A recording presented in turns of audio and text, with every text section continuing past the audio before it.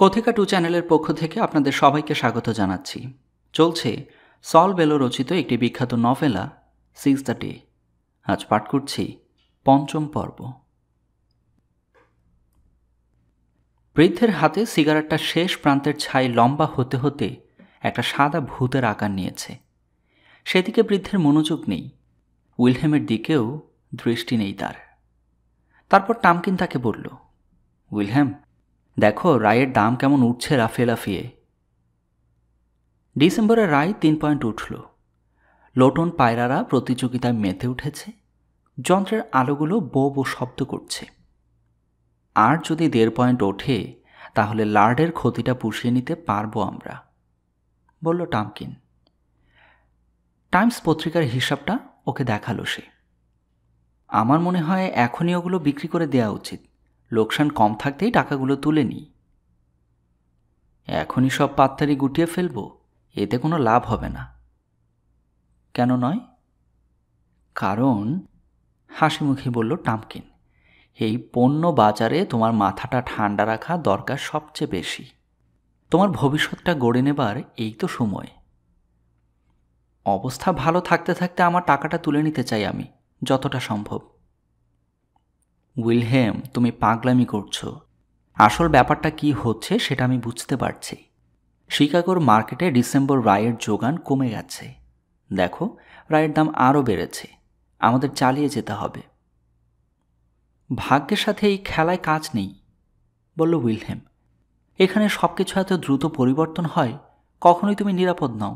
দেখবে আবার কমতে শুরু করেছে। টামকিন উইলহেমের এই একটা বাচ্চা ছেলের মতো একগুয়েমিতে অতিষ্ঠ। তবু ধৈর্য নিয়ে বলল, ভালো করে শোনো টমি, আমি সব কিছু বিচার বিশ্লেষণ করে দেখেছি। তুমি যদি চাও, আমার কি, আমি বিক্রির অর্ডার দিয়ে দেব। কিন্তু সুস্থতা এবং অসুস্থতার মধ্যে পার্থক্য এখানেই। একজন অবজেক্টিভ যখন তখন মত পরিবর্তন করে না। জীবনের ঝুঁকি নিয়ে এগিয়ে চলাই মুখ্য উদ্দেশ্য। অবসাদগ্রস্তদের চেয়ে সম্পূর্ণ আলাদা যারা অবসাদগ্রস্ত। আমি এসবের কিছু শুনতে চাইছি না টমকিন, চরম বিরক্তি নিয়ে বলল উইলহেম। তোমার এই ধরনের কথা আমার অসহ্য লাগে। আমার চরিত্র তোমাকে বিশ্লেষণ করতে হবে না, অনেক করেছ, আর নয়। অবস্থা বেগতিক দেখে টামকিন খুব নরম সুরে বলল, আমি বলতে চাইছিলাম, সেলসম্যান হিসেবে তোমার মধ্যে শিল্পী সুলভ একটা সত্তা আছে। ব্যবসায়ের জগতে এরা ধীরে ধীরে কল্পনাপ্রবণ হয়ে ওঠে।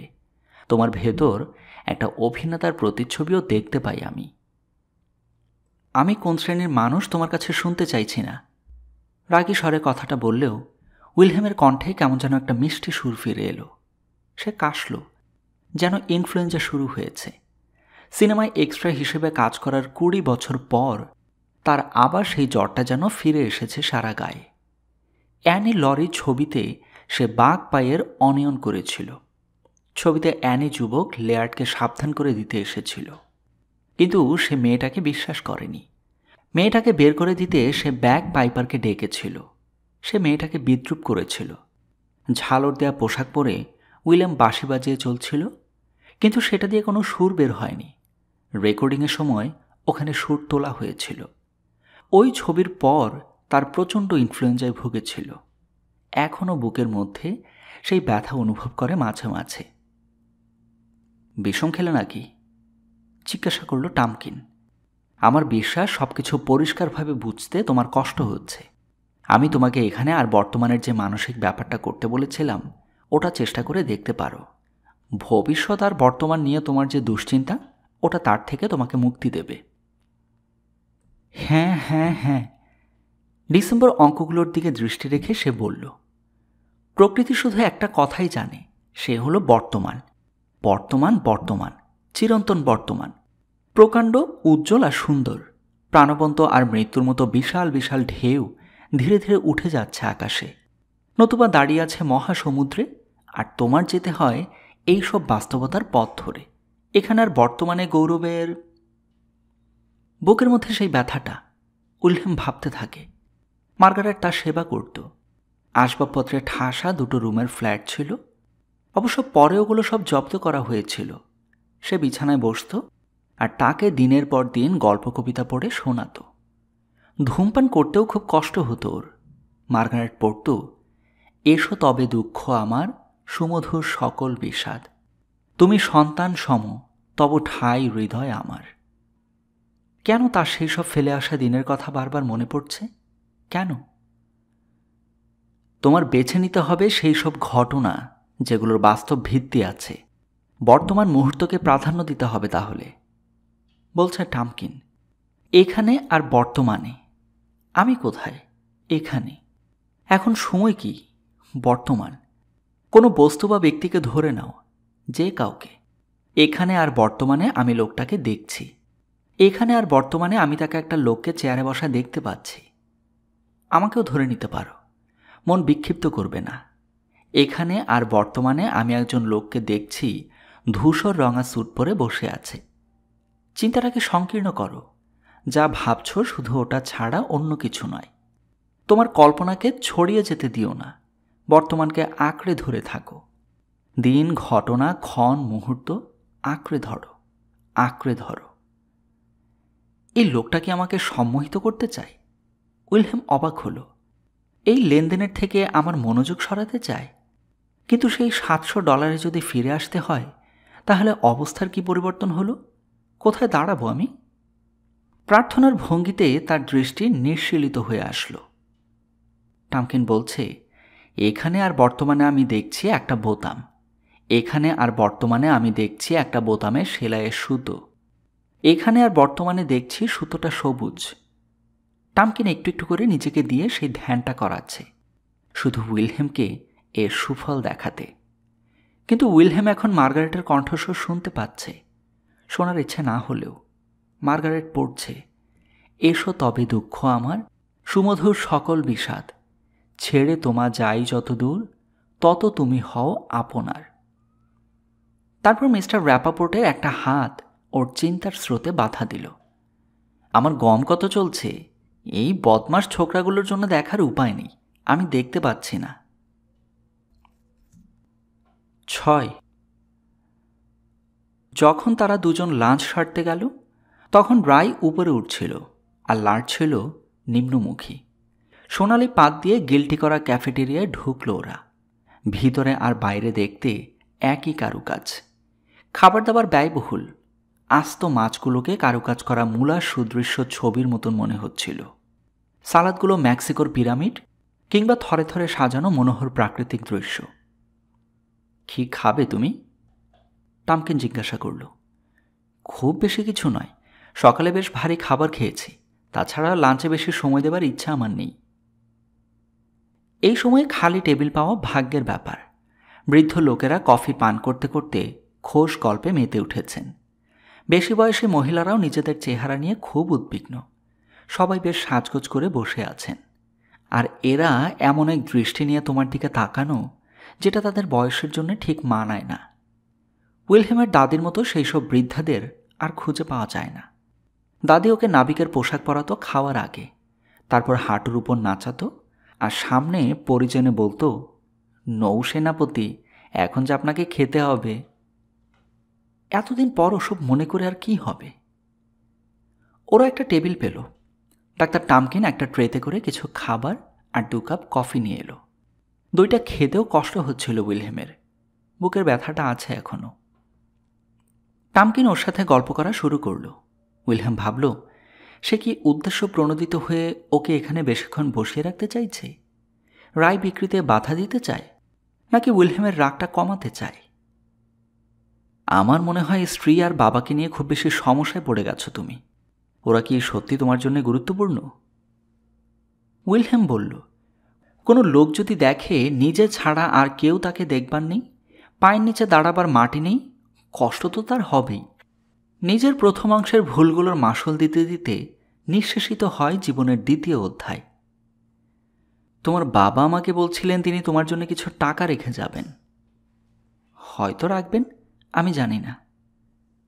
অনেক টাকা? বলতে পারবো না, সতর্কতার সাথে জবাব দিল উইলহেম। তোমার এখনই ঠিক করে নেওয়া উচিত ওগুলো দিয়ে তুমি কি করবে।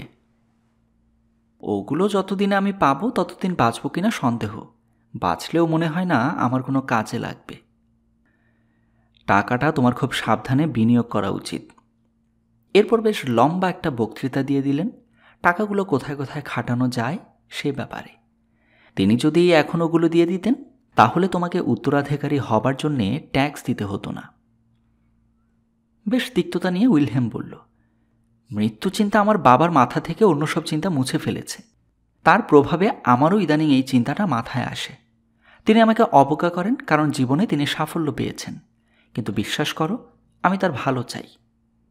এটা কথার কথা নয়, এই ব্যাপারটাতে অন্তত আমি খুব সিরিয়াস। যখন তিনি মারা যাবেন সেটা আমার জন্যে হবে অপূরণীয় ক্ষতি, কারণ তখন আমি কাউকে বাবা বলে ডাকতে পারবো না। তোমার বাবাকে খুব ভালোবাসো তাই না? অবশ্যই, কেন ভালোবাসবো না? আমার বাবাকে, মাকে। উইলহেম যখন কথাটা বলল কে যেন তার আত্মার গভীরে সজোরে একটা টান দিল। যখন বড়শিতে মাছ ধরা পড়লে যেমন একটা জীবন্ত শক্তির টের পাওয়া যায়, ঠিক তেমনই এই অনুভূতিটা। একটা রহস্যময় ক্ষুধার্ত প্রাণী জলের নিচে আটকে গেছে বড়শিতে। সে ছুটতে চাইছে, যুদ্ধ করছে, প্রচণ্ড যন্ত্রণায় মোচড় দিয়ে উঠছে, কিন্তু উইলহেম বোঝে না অন্তরের গভীরতম স্থানে কি খেলে যায়। এটা কখনো ধরা দেয়নি, বারবার পালিয়ে গেছে। অদ্ভুত সব অভিজ্ঞতার বর্ণনা করে মানুষের উপর প্রভাব ফেলতে টামকিনের জুড়ি মেলা ভার। তার বাবার বৈচিত্র্যময় অতীত জীবন বর্ণনা করতে লেগে গেল সে। তিনি ছিলেন এক জনপ্রিয় গায়ক, 5 ভাই বোন ছিলাম আমরা। এরপর এক অপেরার গায়িকার প্রেমে পড়ে যান তিনি। আমি কখনো বিরোধিতা করিনি, বরং তার জীবনাদর্শই আমি অনুসরণ করতাম। কিন্তু দুঃখ পেতে পেতে জীবনে এমন এক সময় আসে যখন চিন্তা ভাবনাগুলো নতুন মোড় নেয়। উইলহেম ভাবল কথাটা সত্যি। 20 বছর পর বাবার সাথে যখন দেখা হয় তার সন্তান ছিল আরও 5 জন। মিথ্যা কথা, ভাবল উইলহেম। তিনি অনেক কাঁদলেন আর লজ্জিতও ছিলেন। তার বিরুদ্ধে আমার কোনো অভিযোগ বা অভিমান ছিল না, শুধু অবাকই হয়েছিলাম কিছুটা। আমার বাবাকে আমারও আগন্তুকের মতো মনে হয়, বলল উইলহেম। তিনি আগে যেমনটা ছিলেন এখন আর তেমন নেই। আমিও তো আগের মতো নই।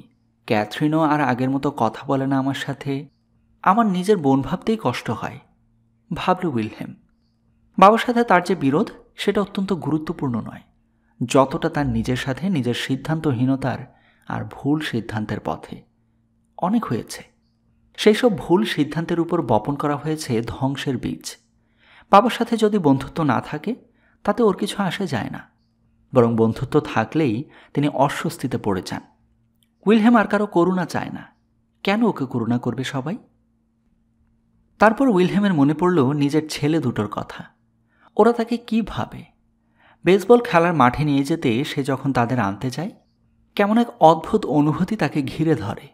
মনে হয় এক মুঠো ধুলো গিলে খেয়েছে সে। বিষাদে ভরে যায় সারা মন। অদ্ভুত চিরপরিচিত মলিন ঘর, সিজারের এক টানা ঘেউ ঘেউ ডাক। উইলহেম এমন ব্যবহার করে কিছুই যেন হয়নি, কিন্তু ক্লান্তের বোঝা তার উপর চেপে ধরে। ওর ছেলেরা বুঝতে পারে না তাদের বাবা কতটা ভালোবাসে ওদের। এর জন্য দায়ী মার্গারেট। সে বাবার বিরুদ্ধে ওদের মন বিষিয়ে তুলেছে নিজে এক মায়ার ছদ্মবেশ পরে। রক্সবেরির এক চার্চে প্রিস্টের কাছে ওর অবস্থা ব্যাখ্যা করতে যেতে হয় প্রায়ই। কিন্তু ওইসব ধর্মযাজকের মানুষের ব্যক্তিগত সুখ দুঃখে কিছু আসে যায় না। নিয়মনীতি তাদের কাছে আসল। অলিভ ওকে বলেছে শুধু সে যদি ডিভোর্সটা পায় তাহলে চার্চ অনুমতি না দিলেও সে ওকে বিয়ে করতে রাজি। কিন্তু মার্গারেট এত সহজে ওকে ছাড়বে না। অলিভের বাবা মানুষ হিসেবে খুব ভালো।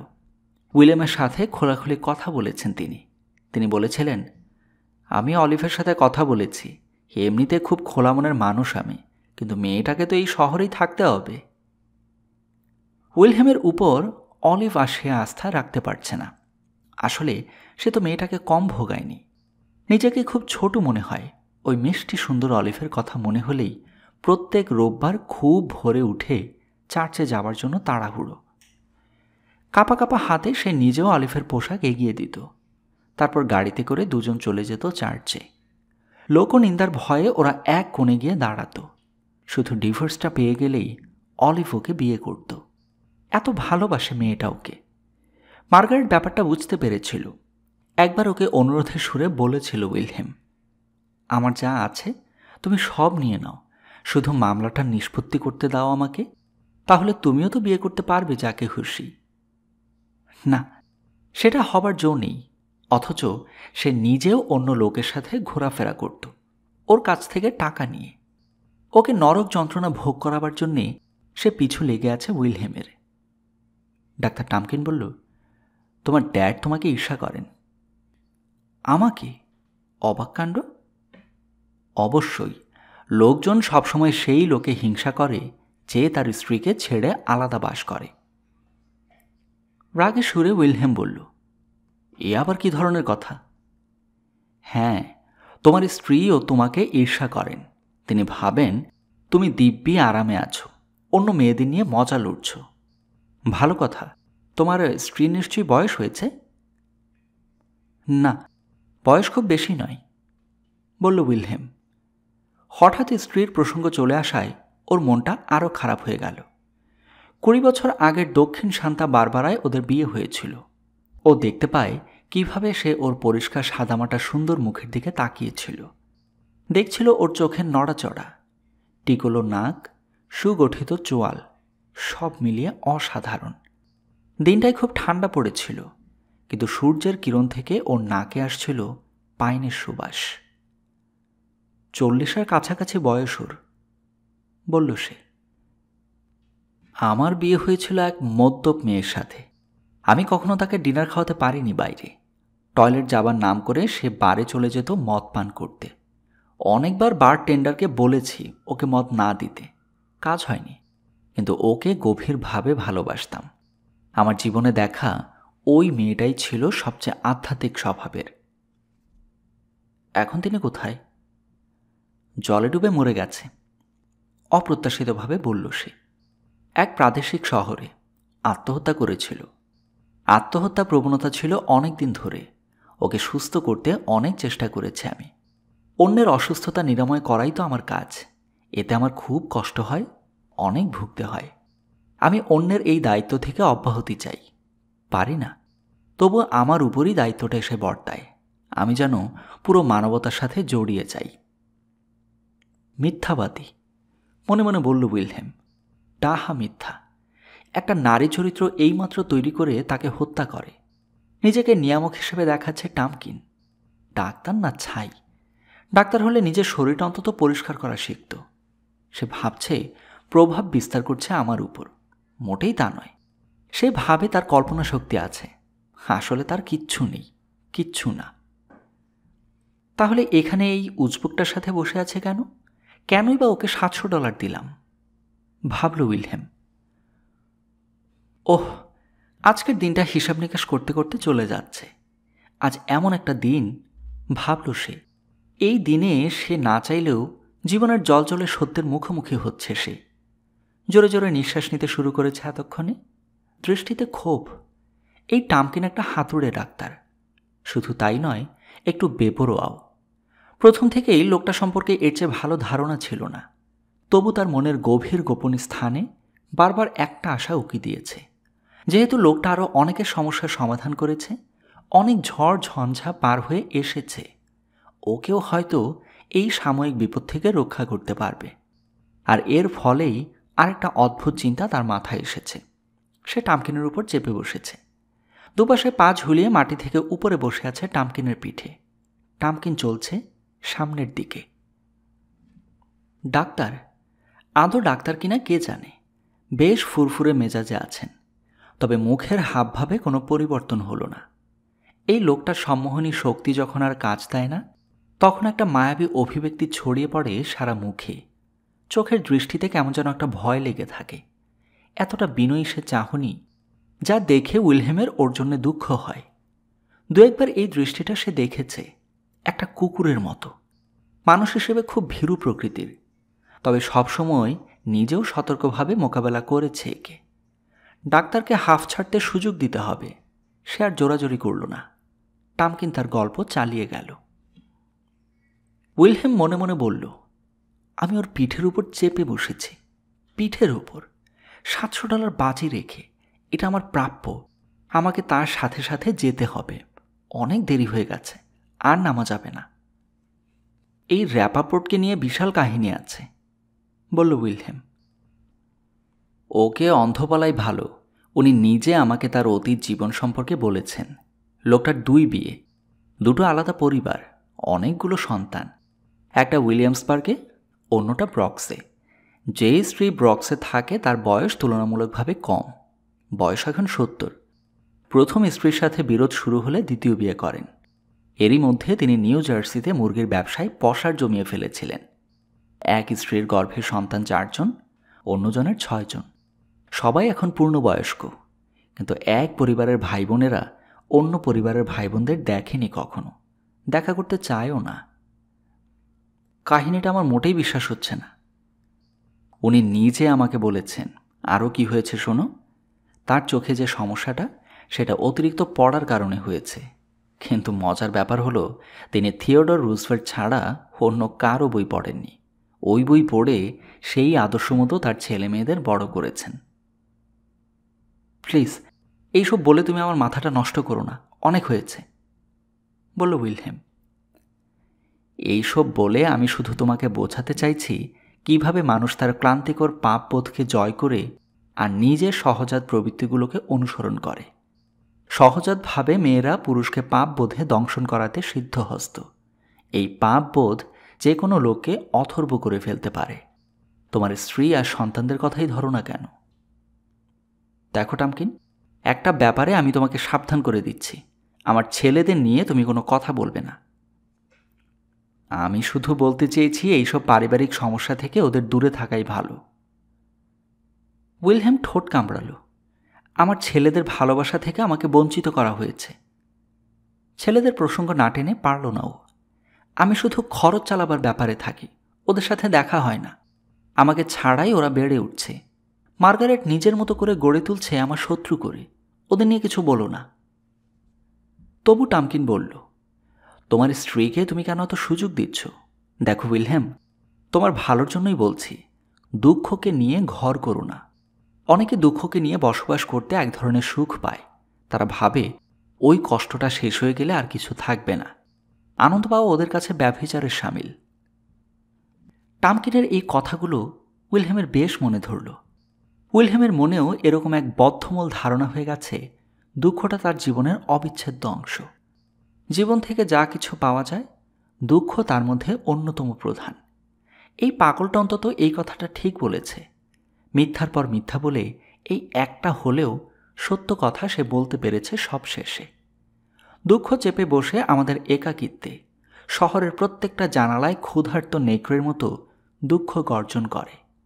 সহ্যের চরম সীমায় পৌঁছে গেছে সবাই। এটাই ও এতদিন ভাবছিল, প্রকাশ করতে পারেনি। তারপর হঠাৎ চেয়ার ছেড়ে উঠল। অনেক হয়েছে টামকিন, চলো মার্কেটে ফিরে যাই। দাঁড়াও, আমার খাওয়া শেষ হয়নি। কিছু মনে করো না, তোমার এখনো অনেকটা খেতে বাকি। আমি মার্কেটে ফিরতে চাই। ডাক্তার টামকিন 2টো বিল টেবিলের উপর রাখল। বলল, গতকাল কে দিয়েছিল বিল? আজ তোমার দেওয়ার কথা, তাই না?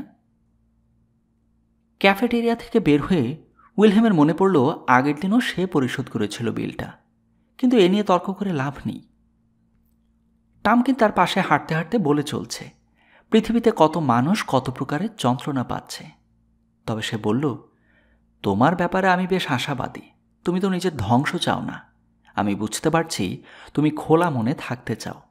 আমি দেখতে পারি এদেশে শতকরা 7 ভাগ লোক মদ পান করে আত্মহত্যা করছে, অন্য 3 ভাগ মাদক নেয়, অন্য 60 জন জীবনের একঘেয়েমিতে সব কর্মক্ষমতা হারিয়ে ফেলে, 20 জনের বেশি নিজেদের আত্মা বিক্রি করে শয়তানের কাছে। খুব কম লোকই আছে যারা জীবনকে সত্যি সত্যি ভালোবাসে। এই অল্প সংখ্যক লোকের জন্যই পৃথিবীটা এখনো টিকে আছে। 2 শ্রেণীর লোক আছে এখানে, এক দল বাঁচতে চায়, অন্য দল চায় না। টামকিন বাগ্মিতায় নিজেকে ছাড়িয়ে যাচ্ছিল। মৃত্যুকে ভালোবাসা দিন দিন বাড়ছে। ওরা চায় তুমিও ওদের সাথে মৃত্যুকে আলিঙ্গন করো। সত্যিই তো, ভাবল উইলহেম। টামকিনের এই মতামতে একেবারে আবিষ্ট হয়ে গেল সে। এত কিছু কিভাবে জানে লোকটা? সে যা বলছে ও বিশ্বাস না করে পারল না। মাছের মতো একে একে মানুষের পরাজয় দেখেছে সে। তবু নিজে বেঁচে থাকতে চেয়েছে, জীবনকে আষ্টে পৃষ্ঠে জড়িয়ে থেকেছে, একটা কিছু করার জন্যে ছটফট করেছে। কিন্তু শুরুটা ভালো হওয়া চাই। এখন আর কোত্থেকে শুরু করবে ও ভাবে, আবার যদি ফিরে যেতে পারতাম অতীতে, সব কিছু নতুন আদলে গড়া যেত, আমিও সফলতার মুখ দেখতে পারতাম। ক্যাফেটেরিয়া থেকে দালালি অফিসটা কয়েক গজ দূরে। ওই ব্যাপকতা থেকে নিজের চিন্তা ভাবনা আবার ফিরে এলো তার বর্তমানের জটিলতায়। সে যত মার্কেটের কাছাকাছি যাচ্ছিল, বিনিয়োগ করা টাকাটা নিয়ে দুশ্চিন্তা তত বাড়ছিল। তাদের পিছন পিছন কয়েকটা জুতো পালিশ করা ছেলে দৌড়াচ্ছে। সারা মুখে দাড়ি ভর্তি এক বৃদ্ধ, রুগ্ন প্রায়, হাতে সংবাদপত্রের কাটিং। সে যে একসময় কনসার্টের বেহালাবাদক ছিল তার প্রমাণ। উদ্বিগ্ন চোখে ওর দিকে একবার তাকিয়ে পাশ কাটিয়ে চলে গেল উইলহেম। বিকেলে জনস্রোত বয়ে চলছে কলম্বাস সার্কেলের দিকে। এটা শহরের কেন্দ্রস্থলের প্রবেশদ্বার হাঁ করে আছে। গগনচুম্বী অট্টালিকা থেকে প্রতিফলিত হচ্ছে চোখ ধাঁধানো সূর্যের হলুদ আলো। দালালি অফিসের চত্বরে পৌঁছানো মাত্র ডাক্তার টামকিন বলল, দরজায় র্যাপাপোর্ট না? ওর একটা সাদা ছড়ি রাখা উচিত হাতে। লোকটা শিকারি করতে চান না, উনি চোখে কম দেখেন। মিস্টার র্যাপাপোর্ট এক হাত বাড়িয়ে উইলহেমকে থামালেন। কিভাবে ওকে চিনলেন ঈশ্বর জানেন। গম্ভীর স্বরে আদেশ দিলেন, আমাকে একটু সিগারেট সেন্টারে নিয়ে যাও। আপনি আমাকে বলছেন? উইলহেম ফিসফিসিয়ে বলল, তুমি নিয়ে যাও। টামকিন মাথা নাড়ল। উনি তোমাকে বলছেন, না বলো না। বৃদ্ধ যখন এত করে বলছেন, তাছাড়া আমি এখানে আর বর্তমানে সম্পর্কে যে তত্ত্ব দিয়েছি সেটাও পালন করা হবে। একটা অসহায় লোক তোমার সাহায্য চাইছে। মার্কেট নিয়ে দুশ্চিন্তা করো না, ওটা পালিয়ে যাচ্ছে না।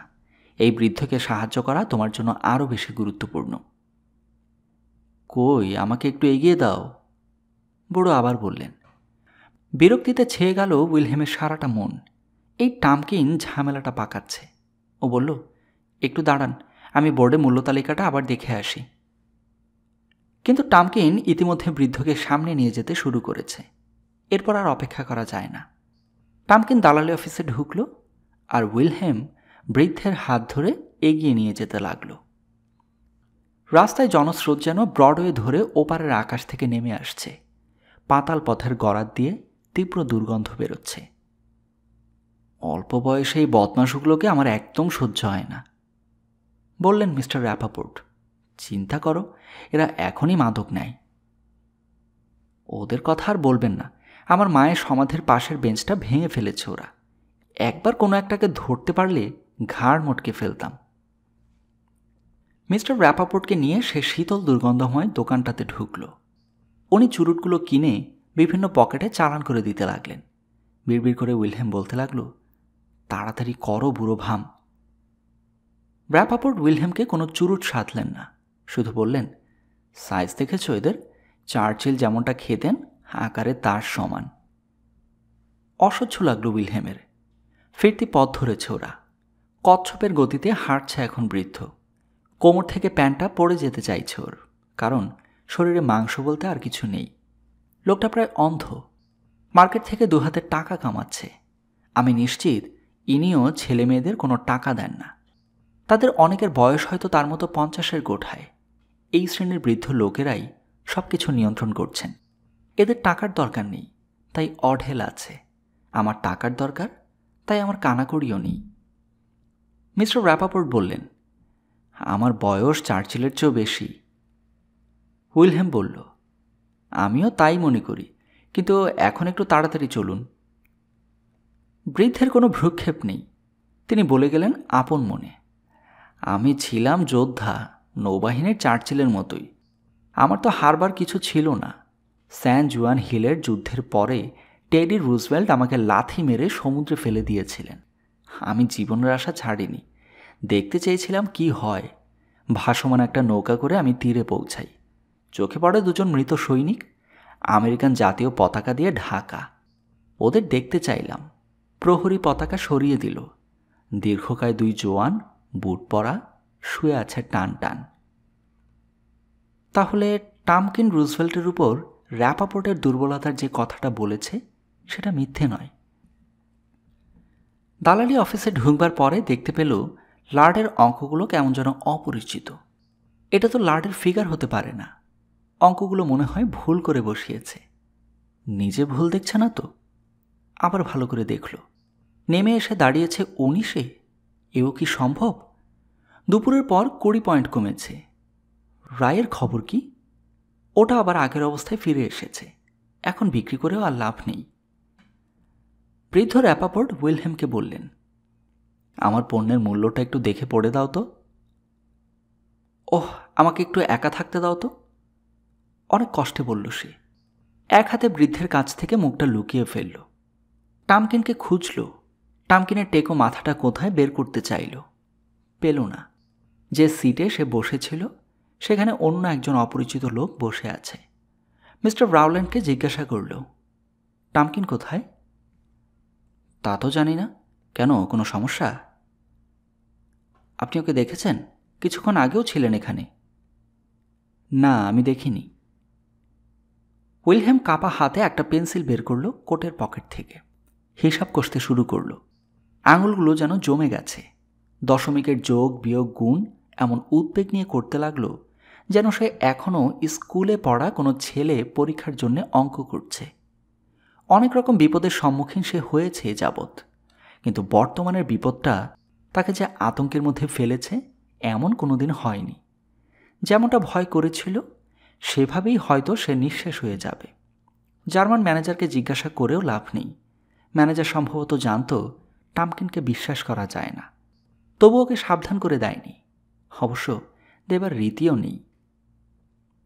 কি হলো, ধরা খেয়ে গেছ? বললেন মিস্টার র্যাপাপোর্ট। খুব ঠান্ডা মাথায় উইলহেম জবাব দিল, ওহ, এর চেয়ে খারাপ হতে পারত। কাগজটা পকেটে চালান করে দিল। আধ খাওয়া সিগারেট আর ওষুধের প্যাকেটগুলোর মধ্যে ওই ছোট্ট মিথ্যেটা তার মনের মধ্যে যে আলোড়ন তুলছে সেটা ঢাকতে সাহায্য করল। সেই মুরগি ব্যবসায়ী কোটিপতি এতক্ষণে রায় আর লার্ডের পতন জেনে গেছেন। উনি সান্ত্বনা দিয়ে বললেন, এই মূল্যহ্রাসটা সাময়িক, ভয় পাবার কিছু নেই। তারপর আবার নিজেরটার দিকে মন দিলেন। উইলহেমের ইচ্ছা করছে গলা ছেড়ে কাঁদে, কিন্তু এই অপরিচিত আধা পরিচিত লোকের সামনে, তার ভালো মন্দে যাদের কিছু যায় আসে না, এদের সামনে সে কাঁদতে পারে না। ভিতর থেকে বাঁধ ভাঙা কান্নার স্রোত বয়ে আসতে চাইছে। নিজেকে শান্ত করতে চাইল। আমি একটা বাচ্চা ছেলের মতো আর কাঁদতে পারি না, না না। তবু একটা ডুবন্ত মানুষের মতো জলে ভরে আসতে চাইছে দু চোখ। অন্যরা ওর সাথে যেসব কথা বলল খুব ভালোভাবে প্রত্যুত্তর করল সে, যেন এটা তার জন্য কোনো ব্যাপার নয়। রাউল্যান্ড ওকে জিজ্ঞাসা করলেন, চলে যাচ্ছ? কি বললেন? আমি ভাবলাম তুমিও চলে যাচ্ছ। টামকিন বলেছিল সে গ্রীষ্মের ছুটি কাটাতে যাচ্ছে মেইনিতে। চলে যাচ্ছে? উইলহেম আর দেরি না করে টামকিনকে খোঁজার জন্য ওখান থেকে বের হয়ে আসলো। পুরুষ টয়লেটের দিকে গেল প্রথমে। করিডোর পেরিয়ে ইলেকট্রনিক বোর্ডের যন্ত্রপাতি যে কক্ষে রাখা তার পাশ দিয়ে চলে গেল। ওই যন্ত্রগুলো পাখির ডানা ঝাপটানোর মতো সেই পরিচিত শব্দ করে যাচ্ছিল এক টানা। টয়লেটের সামনে দাঁড়িয়ে দুজন ব্যবসায়ী, হাতে সিগারেট, কথা বলছে। টয়লেটের দরজার উপরে একটা ধূসর রঙা হ্যাট দেখল টামকিনের হ্যাটের মতো। উইলহেম চেঁচিয়ে উঠল, টামকিন, তুমি কি এখানে? আমি উইলহেম। তীব্র ক্ষোভে তার গলার স্বর আটকে যাচ্ছিল। উত্তর দাও টামকিন। হ্যাটটা নিচে নামালো। দরজা খুলে অপরিচিত এক লোক বের হয়ে আসলো, প্রচণ্ড বিরক্তির ছাপ চোখে মুখে।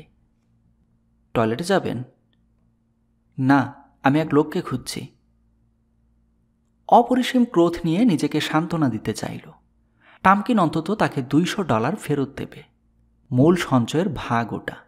কিন্তু মেইনির উদ্দেশ্যে ট্রেনটা ছাড়ার আগে ওকে ধরতে হবে, না হলে ছুটি কাটিয়ে ও সব টাকা শেষ করে ফেলবে। 7 আমি নিচে ছিলাম। টামকিনি আমার পিঠে চড়ে বসেছিল, অথচ আমি ভেবেছিলাম কিনা টামকিনের বোঝা হয়ে আছি। মার্গারেটের সাথে সাথে সেও আমার উপর চেপে বসেছে। ওদের খুর আর নখরগুলো আমাকে বিদ্ধ করেছে। তারপর দুপায়ে দোলে চলে গেছে। এক মুহূর্ত সময় নষ্ট না করে হোটেল গ্লোরিয়ানার নিচের সিঁড়ির কাছাকাছি আয়নার সামনে এসে উপস্থিত হলো। এই আয়নার অস্বচ্ছতা মানুষের সমস্ত শারীরিক দুর্বলতাগুলো ঢেকে দেয়। লবি থেকে টামকিনের রুমে ফোন করল, কেউ উত্তর দিল না। লিফটে চড়ে বসল। লিফটে দেখা হলো সেই এস্তোনিয়ান মহিলার সাথে। ডাক্তার পার্লস বলেছিলেন তার কথা, 3টি ছোট ছোট কুকুর তার সাথে। মহিলা উইলহেমকে চিনতে পারল। তুমি ডাক্তার অ্যাডলারের ছেলে না? ও মাথা নাড়ল। তোমার বাবা আমার খুব ভালো বন্ধু। লিফট থেকে নেমে টামকিনের দরজার সামনে দাঁড়াতেই ওর পরিচারিকার সাথে দেখা হলো উইলহেমের। টামকিন ভেতরে আছেন? না, আমি তাকে দেখিনি। তারপরও ভিতরে ঢুকল সে। খুঁটিয়ে খুঁটিয়ে দেখতে লাগলো ভিতরে সব কিছু। ডেস্কের উপর রাখা ছবিগুলোর দিকে তাকালো, আর টামকিনের মুখে শোনা বিভিন্ন চরিত্রের সাথে ওদের মেলাতে লাগলো। টিভি অ্যান্টিনার নিচে সেই বিশালাকার বইগুলো এখনও ঠিক জায়গাতেই আছে। একটা বইয়ের নাম সায়েন্স অ্যান্ড স্যানিটি। কতগুলো কবিতার বইও আছে। এই রুমটার জানালাগুলো দিয়ে নদীটা পুরোপুরি দেখা যায়। তবে নদীটা দেখার আগেই চোখ আটকে যায় নির্মাণাধীন নতুন নতুন অ্যাপার্টমেন্ট বিল্ডিংয়ের কঙ্কালের প্রত্যেকটা জানলা দিয়ে ভেসে আসছে পিয়ানোর সুর। এত উঁচু থেকেও স্রোতস্বিনীর নোনা গন্ধ পাওয়া যায়। উইলহেম আবার ফোন করল, এবার লবিতে। টামকিনকে লবিতে দেখা গেছে কিনা জিজ্ঞাসা করল। দেখা যায়নি। এবার ওর বাবার রুমে ফোন করল, তিনিও নেই। তারপর লবিতে মাসাজ রুমের লাইনটা চাইল। সেখান থেকে এক অদ্ভুত কণ্ঠস্বর ভেসে এলো, ডক্টর অ্যাডলার। স্বরটা ওর পরিচিত। লোকটা পেশাদার মুক্তিযোদ্ধা। ওই কক্ষের পরিচারক হিসেবে কাজ করে সে চলে গেল। ফাঁপা অবিরাম নিঃশব্দ ছাড়া আর কিছু শোনা গেল না। আঙুলের নখগুলো দিয়ে রিসিভারটা ঝাঁকালো। কয়েকবার সজোরে চেঁচিয়ে উঠল, কিন্তু মাসাজ রুমের পরিচারক কিংবা টেলিফোন অপারেটর কাউকেই পাওয়া গেল না। টেবিলের উপর রাখা টামকিনের বিভিন্ন বড়ির বোতলটা যখন সে হাতে নিল, তখন পরিচারিকা ওর দিকে সন্দেহের চোখে তাকালো। ওর ফেনাপেনের বড়ি প্রায় শেষ, তবু নিজের পকেট থেকে একটা বড়ি বের করে গিলে ফেলল। তারপর রুম থেকে বের হয়ে এলো। লিফটে করে হেলথ ক্লাবে চলে এলো। ক্লাবের ঝাপসা কাঁচের জানলা দিয়ে সবুজাভ সুইমিং পুলটা চোখে পড়ল। লকার রুমের পর্দা সরিয়ে ভিতরে ঢুকল। গায়ে তোয়ালে জড়িয়ে দুজন লোক পিংপং খেলছে। রংবাহারি টেবিলগুলোর উপর নগ্ন শরীরের ছড়াছড়ি। জায়গাটা খুব গরম, আলোর আধিক্য নেই। সিলিং থেকে চাঁদের আলোর মতো মায়াবী আলোয় উদ্ভাসিত সমস্ত মাসাজ রুম। অর্ধনগ্ন ষোড়শী মেয়েদের ছবি ঝুলানো রয়েছে প্রত্যেকটা দেয়ালে। প্রথম টেবিলটাতে স্কোয়ার কাট দাড়ির এক লোক শুয়ে আয়েসে দুচোখ বন্ধ হয়ে আছে। লোকটা সম্ভবত রাশিয়ান। গায়ে একটা কাপড় জড়িয়ে তার পাশে যে লোকটা অপেক্ষা করছে, বাষ্প স্নান শেষে তার গায়ের রঙে লাল আভা এসেছে। মুখটা হাসি খুশি, স্বপ্নাবিষ্ট। ডাক্তার অ্যাডলারকে পাওয়া গেল চতুর্থ টেবিলে। তার বাবা শীর্ণকায় নগ্ন শরীরটার পাশে দাঁড়ালো সে। সারা শরীরে বৃদ্ধ বয়সের স্পষ্ট ছাপ। পা দুটো দুর্বল, হাতের মাংসপেশি ঝুলে পড়েছে। গলার আশপাশের চামড়া অতিরিক্ত রকম কুচকানো। যে লোকটা ডাক্তার অ্যাডলারের মাসাজ করছিল সে ফিসফিস করে বলল, আপনার ছেলে। ডাক্তার অ্যাডলার চোখ খুলে সোজা উইলহেমের দিকে তাকালেন। সাথে সাথে বুঝতে পারলেন মারাত্মক কোনো সমস্যা হয়েছে। তাই নিজের মনেই একটা প্রতিরক্ষা ব্যুরো তৈরি করে ফেললেন। তাহলে তুমি আমার কথা মতো মাসাজ নিচ্ছ? উইলহেম উত্তর না দিয়ে বলল, তুমি আমার চিঠিটা পেয়েছ? পেয়েছি, কিন্তু আমি কিছু করতে পারছি না। অন্য কারো কাছে চাইতে হবে তোমাকে। তোমার যে এত টানাটানি সেটা তো জানতাম না। এটা হলো কিভাবে? কিছু সরিয়ে রাখোনি আগে থেকে? Please dad. এটুকু বলে আর কি বলবে বুঝতে পারল না। ডাক্তার বললেন, আমি সত্যি দুঃখিত। আমি তোমার জন্য একটা সিদ্ধান্তে পৌঁছেছি, আর আমি মনে প্রাণে বিশ্বাস করি সিদ্ধান্তটা সঠিক। তুমি বোকামি করেছ, মাসুল তোমাকে দিতেই হবে। এখন কি হয়েছে তাই বলো। কি হয়নি? আমি সব হারিয়েছি, সব কিছু। জুয়া খেলে হেরেছ না টামকিন? আমি তো আগেই বলেছি টামকিনকে বিশ্বাস করে কোনো কিছুতে জড়িও না। হ্যাঁ বাবা, ওকে বিশ্বাস করে বড় ভুল করেছি। ডাক্তার অ্যাডলার তার হাতটা মাসাজ ম্যানের দিকে বাড়িয়ে দিল তেল মালিশ করার জন্য। উইলহেম মাসাজ ম্যানের দিকে এক পলক তাকালো। সে তার কাজে মগ্ন। মনে হচ্ছে সে কিছুই শুনছে না বাবা ছেলের এই নীরস কথোপকথন।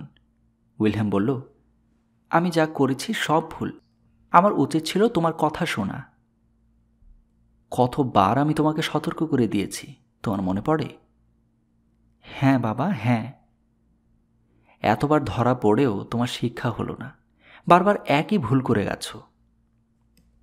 তোমার কথাই ঠিক বাবা। হতাশা আর ক্লান্তি নিয়ে সে মাথা নাড়ল। একই ভুল করেছি, আমি একটা নির্বোধ। কিন্তু বাবা, তুমি যদি জানতে আমার বুকের মধ্যে কি যে যন্ত্রণা হয়, আমি নিঃশ্বাস নিতে পারি না, দম বন্ধ হয়ে আসে।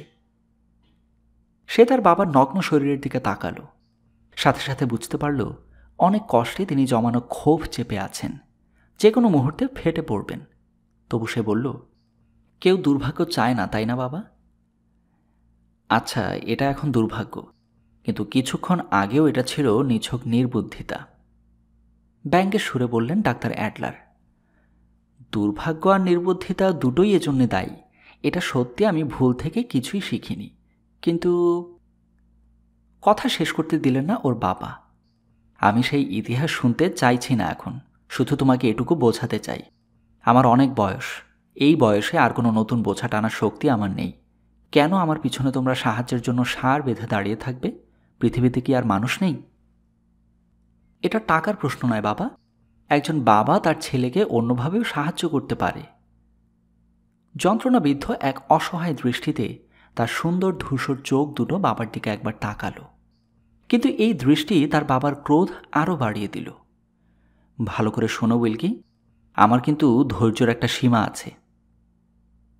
আমি তো চুপ করেই থাকতে চাই, কিন্তু তোমার কাছ থেকে মাত্র একটা কথা শুনতে চাই, একটু আশীর্বাদ। সেটা আমার পাথেয় হতে পারে। আমি তোমার কাছ থেকে এর বেশি কিছু কোনোদিন চাইনি। তুমি খুব নিষ্ঠুর বাবা, আমাকে তোমার স্নেহ থেকে বঞ্চিত করেছ। কিছুই দাওনি আমাকে, কিছুই না। সে বুঝতে পারল তার বাবার ধৈর্যের বাঁধ ভেঙে গেছে। তিনি কিছু একটা বলতে চাইলেন, তারপর পাশের কাপড়টা গায়ে জড়িয়ে উঠে বসলেন। প্রচণ্ড রাগে মুখের আদল বদলে গেছে পুরোপুরি। তুমি আমার সাথে ঝগড়া করতে চাইছো গায়ে পড়ে, তাই না? কিন্তু আমি তা করব না। ঈশ্বরের দোহাই, ঝগড়া করার চাইতে তোমার মরা মুখ দেখব, সেটাও ভালো। বাবা, আমার কথাটা শেষ করতে দাও। বেরিয়ে যাও আমার সামনে থেকে। তোমার মুখ থেকে আর কোনো কথা শুনতে চাই না। তোমার দিকে তাকাতেও আমার ঘৃণা হয়। চিৎকার করে উঠলেন ডাক্তার অ্যাডলার। উইলহেমের মাথায় রক্ত চড়ে গেল। অনেক কষ্টে নিজেকে সামলে নিল, যেন নিজের দুর্দশার কাছে বন্দী সে। তারপর শুদ্ধ কণ্ঠে একটা কথা বলল, ঠিক আছে ড্যাড, অনেক হয়েছে, এরকমই হবার কথা ছিল। তারপর সুইমিং পুলের পাশের একটা দরজা দিয়ে বের হয়ে আসলো ধীর পায়ে। লিফটে করে নিচে নামল। ডাক্তার টামকিনের জন্যে নির্ধারিত ডেস্কে খোঁজ নিল। ক্লার্ক বলল, আমি তাকে দেখিনি, তবে বক্সে আপনার একটা চিঠি আছে। আমার?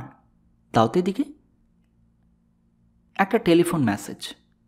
প্লিজ মিসেস উইলহেমকে ফোন করবেন, জরুরি। যখনই স্ত্রীর কাছ থেকে কোনো জরুরি সংবাদ পায়, ছেলেদের কোনো বিপদ হয়েছে ভেবে প্রচণ্ড ভয় পায় ও। হন্তদন্ত হয়ে টেলিফোন বুথের দিকে ছুটল উইলহেম। কয়েন বক্সে কয়েন ফেলে নাম্বার ডায়াল করল। হ্যাঁ, বলল মার্গারেট। পার্লার থেকে সিজারের ডাক ভেসে আসছে সেই সাথে। মার্গারেট? হ্যাঁ, হ্যালো। ওরা অন্য কিছু বলে না সম্ভাষণ জানাতে। মার্গারেট সাথে সাথে বুঝতে পারল ওর কণ্ঠস্বর। ছেলেরা ভালো আছে? ওরা সাইকে নিয়ে বেরিয়েছে, ওদের আবার কি হবে? সিজার, থামো তো। তোমার সংবাদ পেয়ে ভাবলাম কার আবার কি হলো। জরুরি সংবাদটাকে তুমি একেবারে জলও করে ফেলেছ। তোমার সাথে কিছু কথা ছিল। ওর মিষ্টি অথচ দৃঢ় কণ্ঠস্বর উইলহেমের মনে কেমন যেন একটা তৃষ্ণা বাড়িয়ে দিল। না, মার্গারেটের জন্য নয়, যে প্রশান্তি ছাওয়া অতীত সে ফেলে এসেছে বলে বিশ্বাস করে, তার জন্যে এই তৃষ্ণা। তুমি আমাকে যে চেকটা পাঠিয়েছ, ওটার তারিখ ভুল দেয়া আছে। আমি লক্ষ্য করছি তুমি এখন প্রায়ই এমনটা করছো। বিশ্বাস করো, আমার কাছে কোনো টাকা নেই। এর জন্যে তুমি আমাকে জেলে দিতে পারো না। আমার কাছে টাকা নেই, এটা আমার অপরাধ নয়। সে ওকে থামিয়ে দিল। কিন্তু তোমার তো ছেলেগুলোকে মানুষ করতে হবে। টেলিফোন বুথের চাপা জায়গায় দরদর করে ঘাম বের হচ্ছে উইলহেমের শরীর থেকে। আমি আমার যথাসাধ্য করছি। কিছু দুর্ভাগ্য আমাকে চেপে বসেছে। দুর্ভাগ্যটা এত গুরুতর যে আমি বুঝতে পারছি না আমি কোথায় আছি, কি বলছি বা করছি। এমনকি আমি বলতেও পারবো না আজ সপ্তাহের কোন দিন। কোনো চিন্তা করতে পারছি না। মার্গারেট, আমার সেই সব ভয়ঙ্কর দিনগুলোর মতো একটা দিন কাটাচ্ছি। জীবনে যেন এরকম আর কোনো দিন কাটাতে না হয়। তুমি বুঝতে পারছো কিনা জানি না। সমস্ত মন প্রাণ দিয়ে আমি কথাটা বলছি। তাই আজ আর অন্য কোনো চিন্তা মাথায় আনতেও চাই না। আগামীকাল দুজন লোকের সাথে আমার দেখা হবার কথা। একজন সেলসম্যান ম্যানেজার, অন্যজন টেলিভিশনে কাজ করে। না, অভিনয়ের জন্য নয়, ব্যবসায়িক কারণে। তুমি সবসময় এভাবে কথা বলো টমি, বলল মার্গারেট। এখন উচিত রোজাক্স কর্পোরেশনের সাথে সব বিবাদ মিটিয়ে ফেলা। ওরা তোমাকে ফিরিয়ে নেবে। মনে রাখতে হবে তুমি আর কোনো উঠতি বয়সী যুবক নও। তোমার বয়স হয়েছে। কি বলতে চাও? বড় নির্দয় এক সুরো যন্ত্রের মতো সে উত্তর দিল। ভালো কথা, নিজেকে তুমি এখনো যুবক ভাবো, কিন্তু এভাবে তো আর চলতে পারে না। নতুন করে আর কিছু শুরু করা ঠিক হবে না। আর 18 বছরের ভিতর তুমি অবসর নেবে। আর তোমার বয়সে কাউকে কাজে নিতে চাইবে না কেউ। আমি জানি, কিন্তু দেখো, আমি তাদের পায়ে ধরতে পারি না। তুমি এত কঠোরভাবে কথাগুলো বলছো। আমি তো তোমার কোনো ক্ষতি করিনি। টমি, সবসময় টাকার জন্য তোমার পিছনে ঘুরতে হয়। আমার খুব খারাপ লাগে। সে যে খুব কঠোরভাবে কথা বলছে এটা শুনে তার খারাপ লেগেছে। তবু মার্গারেট বলল, আমি নিজেকে নিয়ন্ত্রণে রাখতে চেষ্টা করছি। মনে মনে তার স্ত্রীকে দেখতে চেষ্টা করে উইলহেম। সুন্দর মুখের চারপাশে চৌকো করে ছাঁটা ধূসর চুল। নিজের মুক্ত মন নিয়ে সে গর্ব করে।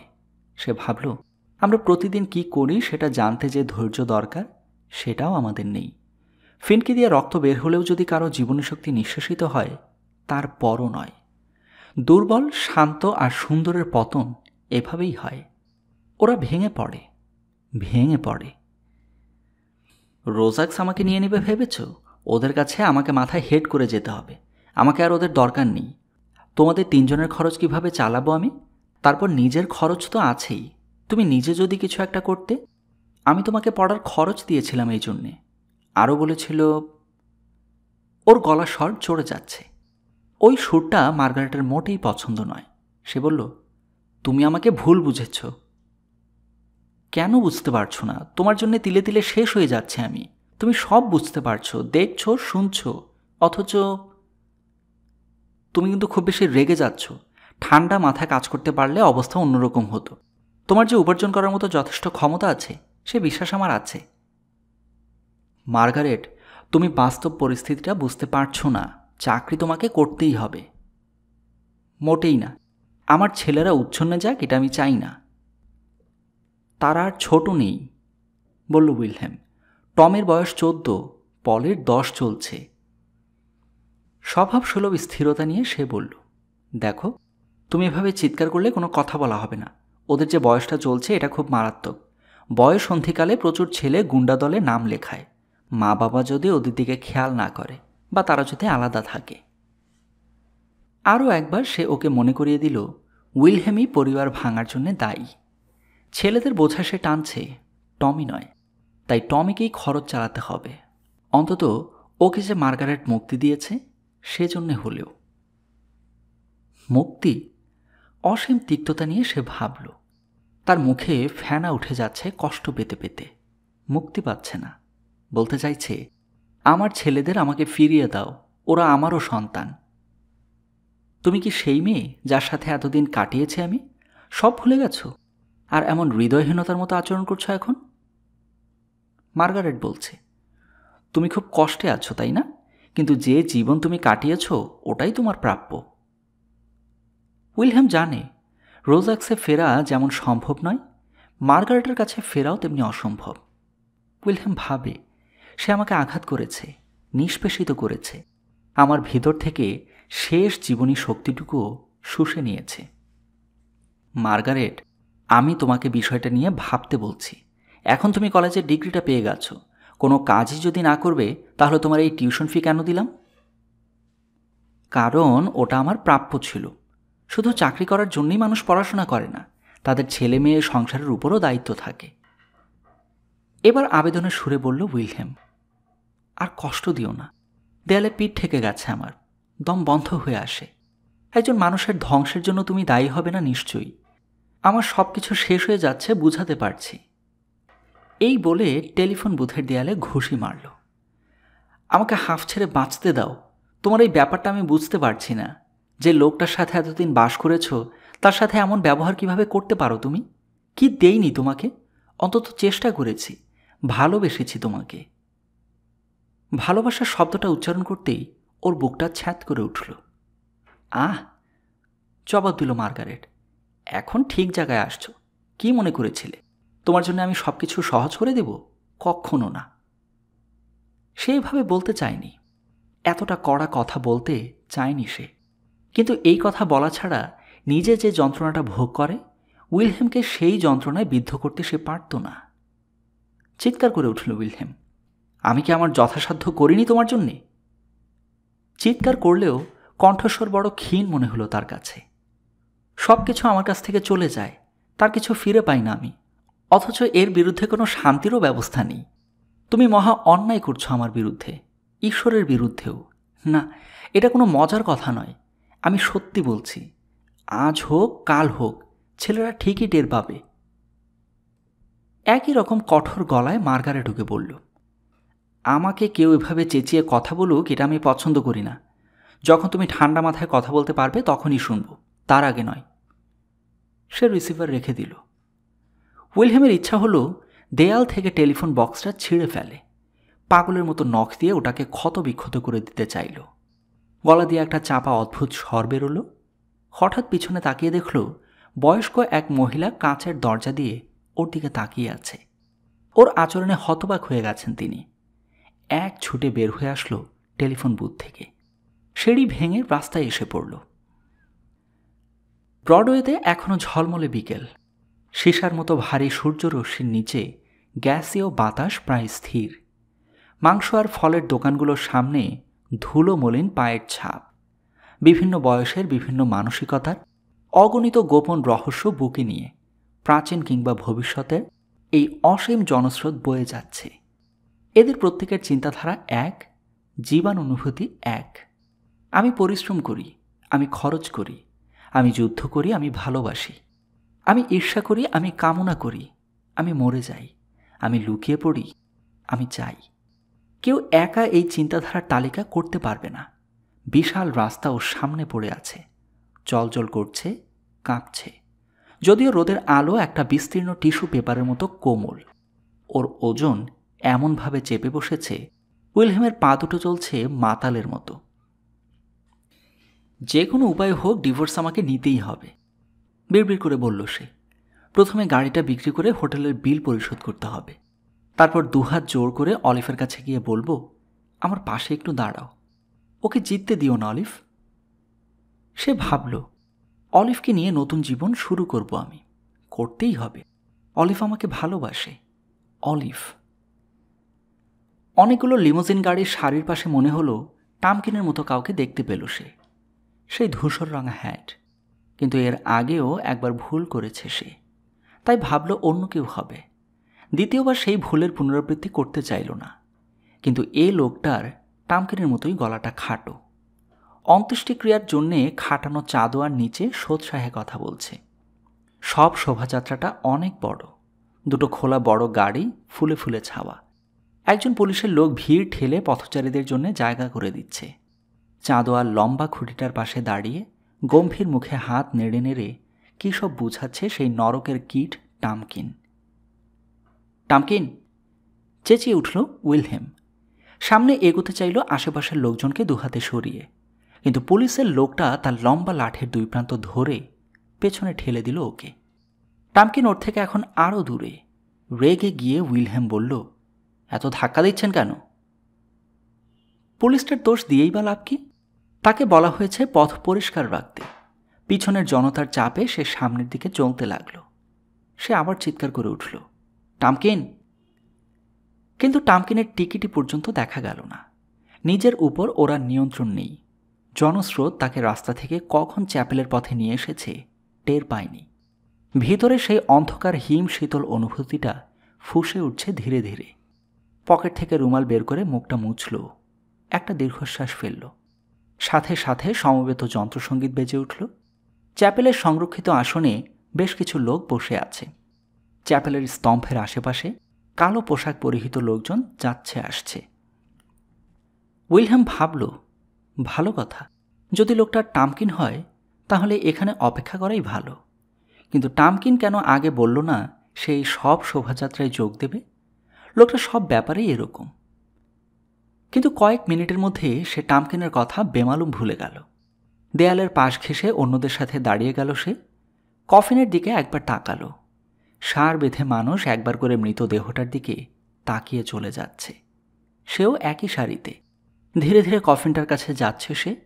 হৃৎপিণ্ডের গতি উদ্বেগে দ্রুততর হচ্ছে। কি এক ভয় তাকে চেপে বসেছে।